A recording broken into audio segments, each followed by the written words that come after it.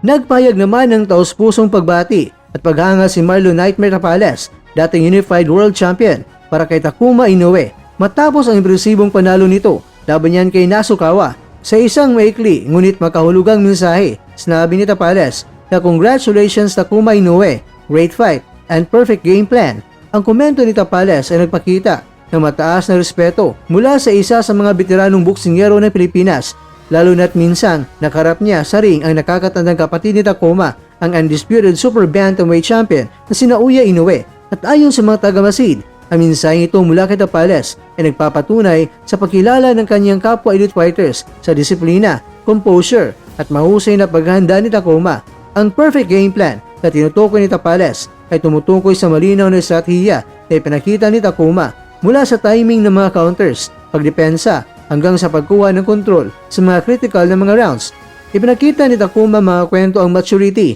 at pasensya sa laban, bagay na kinilala mismo ng dating world champion na si Tapales na may malalim na karanasan sa ganitong kompetisyon.